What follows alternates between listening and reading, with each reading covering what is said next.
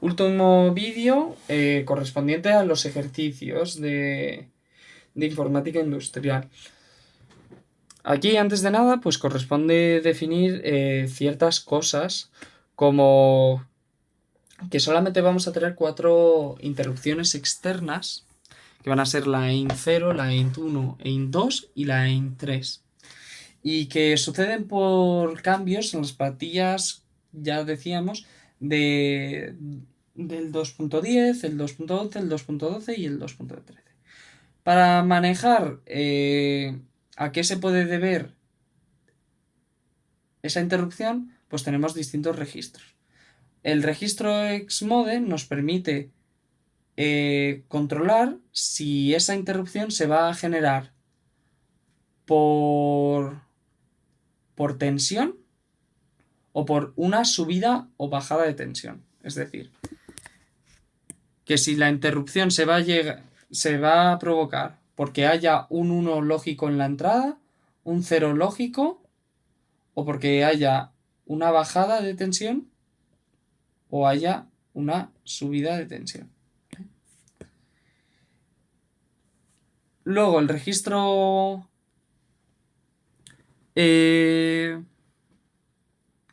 Xpolar lo que nos permite es saber si es a un nivel, o sea, si la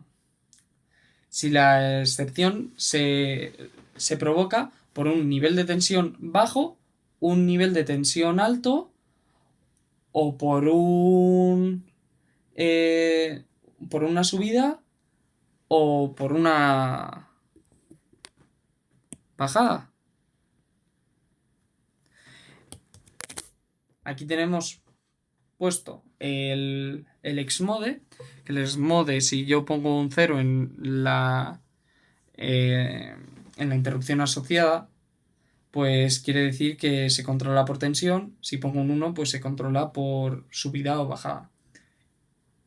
Y luego el registro Xpolar es el que nos determina si se controla por una subida o por una bajada o por nivel de tensión 0 o por nivel de tensión 1, que lo tengo aquí puesto de manera más visual.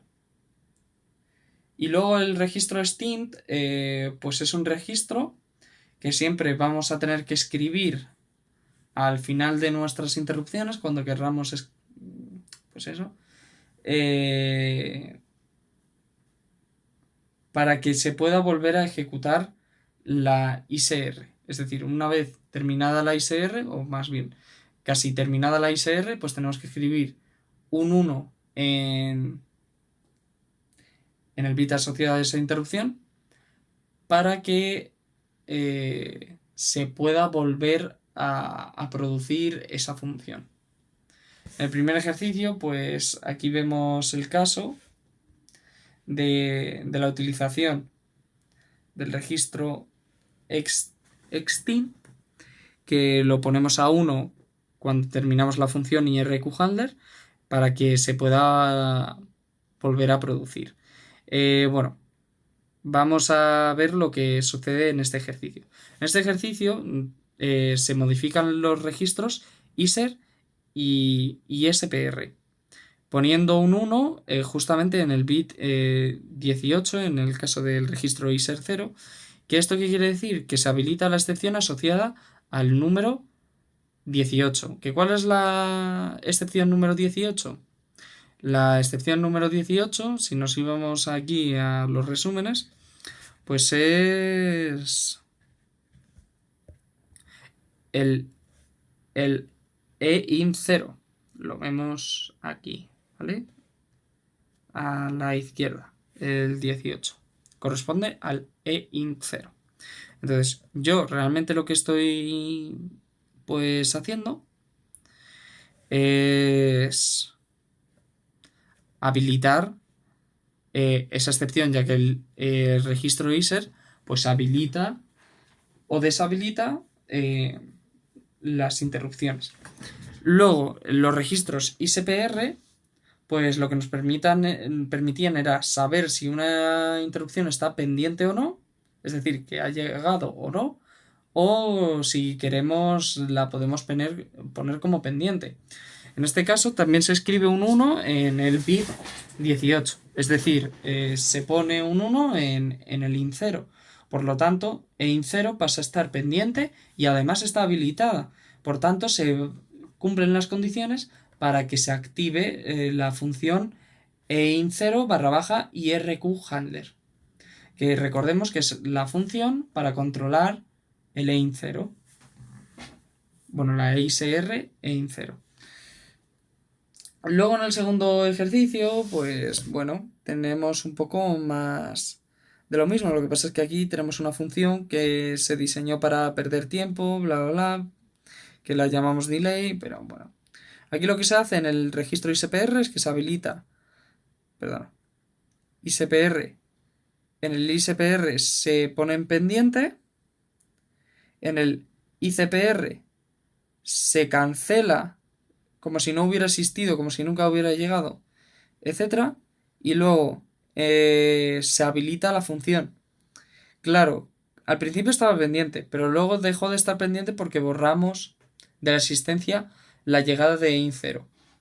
Y a pesar de que yo haya habilitado la ISR e int0, pues no va a ejercer ninguna función porque pues no está pendiente y habilitada. El tercer ejercicio, pues en el main asignamos, esta vez con funciones cmsys, pues cuál es el bit más alto de la subprioridad. Que en este caso hemos puesto el bit 0, pero como ya sabemos, los 3 primeros bits no se pueden utilizar, por lo tanto es como si no hubiéramos puesto ningún tipo de subprioridad. Bueno, y luego el NBIC set priority, pues lo que hace es poner la prioridad del EINT0 y el EINT1 respectivamente, poniéndoles valores de 0 y 1. Es decir, EINT0 tiene más prioridad que EINT1. En vez de poner EINT0 barra baja IRQN, pues podría haber puesto el número 18 o el 19, que ya habíamos visto en el vídeo anterior, bueno, en vídeos anteriores, que era equivalente. Luego lo que se hacen es habilitarlas, ¿vale? Habilitar esas funciones y luego se ponen como pendientes. Se ponen como pendientes al mismo tiempo. Y cuando están pendientes y habilitadas al mismo tiempo, se ejecuta la que tiene la mayor prioridad en general, ¿vale? O sea, el conjunto de prioridad de desalojo y prioridad de la subprioridad, perdón.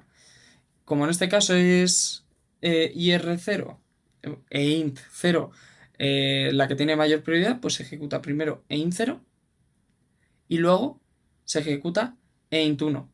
Que aquí, a diferencia de los otros casos, pues en vez de poner la sentencia igual, se pone una sentencia OR. ¿Por qué se pone una sentencia OR? Porque así lo que me permite es yo escribir un 1 al bit asociado de la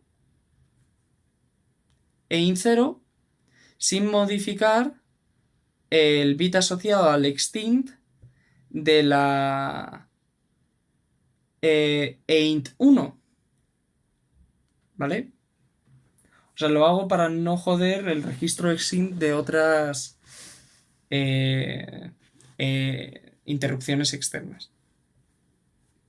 Luego aquí tenemos un código equivalente, pero en vez de utilizar las funciones cmsys, pues literalmente modificando pues registros, ¿vale?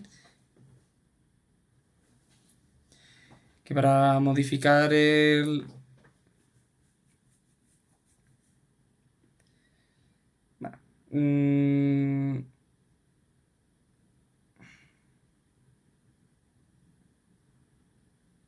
nada, o sea, es literalmente modificar los registros como si fueran variables en vez de utilizar las funciones CMSIS que nos aparecían. Luego el cuarto y quinto ejercicio corresponden a ejercicios de solapamiento o no, o más bien desalojamiento o no de funciones. Aquí en el main pues ajustamos las prioridades de EINT1 y EINT0, que claro, si leemos un poco, habilita las dos, EINT0 e EINT1, pero solamente pone como pendiente EINT0.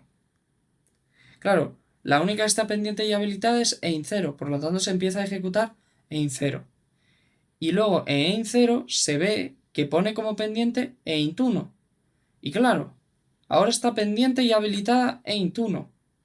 Por lo tanto, si llegase a tener mayor prioridad EINT1, pero prioridad de desalojo, porque por subprioridad, por mucho que tenga más subprioridad, no se va a desalojar nunca por solo la subprioridad. Tiene que tener mayor, mayor prioridad de desalojo. Si EINT1 hubiera tenido mayor prioridad de desalojo que EINT0, se hubiera parado la ejecución de EINT0, se hubiera ejecutado EINT1 y se hubiera vuelto a finalizar pues EINT0. Pero en este caso, como EINT0 tiene prioridad 0 e EINT1 tiene prioridad 1, pues no se solapan y por lo tanto se ejecutará EINT1 una vez se termine EINT0. Y luego, pues en el otro ejercicio, pues tenemos el caso contrario. En el caso que sí que llegue de repente, mientras se está ejecutando EINT1 en este caso, pues llegue una EINT0 que tenga más prioridad, por lo tanto se tenga que pausar EINT1, se ejecute EINT0 ya que tiene mayor prioridad y luego se termine de ejecutar EINT1. Recordemos que no porque se pause la ejecución deja de estar activa, o sea, realmente EINT1 se estaba ejecutando, estaba activa, luego llega EINT0 y simplemente la pausa. No es que ni esté deje de estar habilitada ni que deje de estar activa. O sea, simplemente se pone en pausa y ya está. Luego el sexto y el séptimo ejercicio, pues simplemente es manejo de subprioridades. Porque yo ahora pongo que la barrera, recordemos, teníamos 8 bits para representar la prioridad de cada interrupción, de los cuales los primeros 3 no se podían utilizar. Y pues de estos 5, pues podía poner la frontera donde yo quiera. Y aquí la frontera me la pone en el bit 3, que este es el bit 3, pues este es el bit máximo de su prioridad.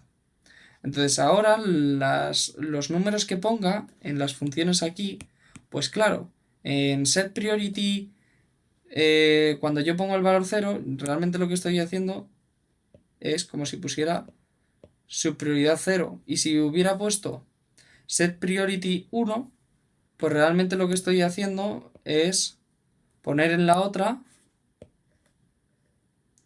una subprioridad de 1. Porque ambas tienen la misma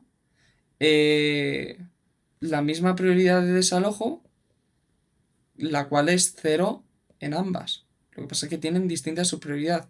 Y es por tanto que cuando se habiliten ambas al mismo tiempo, pues ¿cuál se va a coger para ejecutar primero? Pues EIN0 porque tiene el menor número, la menor superioridad. Pero en cambio, si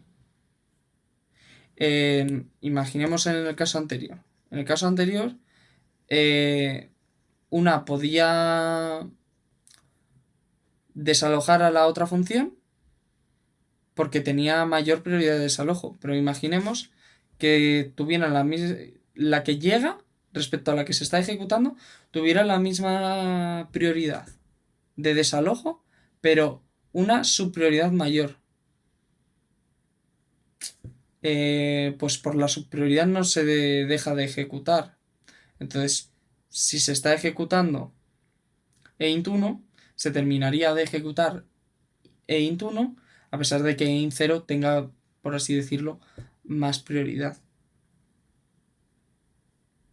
Luego en el ejercicio 8, pues es un ejercicio para controlar niveles de privilegio y para saber, pues coño, está bien explicado, simplemente te dice pues cómo conseguir los valores de pila, cómo poner valor de pila, obtener el valor del registro de control, cómo ponerlo, qué significa cada numerito, si está en MSP, en PSP, en privilegiado, no privilegiado y ya está.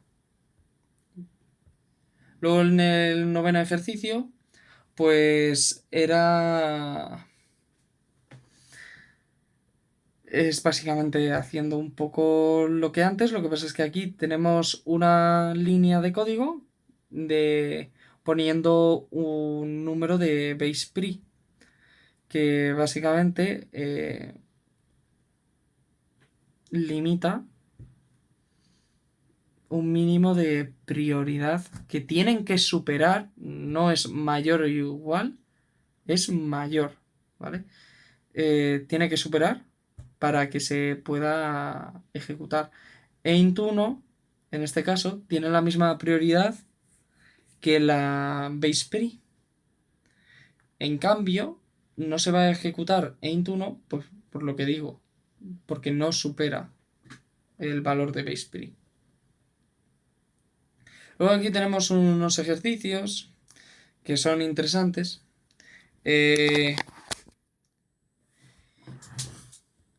Aquí pone, es un ejercicio de configuración de reloj de la CPU. Aquí se utilizan los registros PLL0 CFG, el FE, que aquí está algo escrito muy importante, que si yo escribo sobre los registros PLL0 CFG o PLL0 con, pues tengo que también escribir en PLL0 feed, pues sucesivamente el 0, los números en hexadecimal A y 55 de manera seguida. Que pues bueno, es sencillo.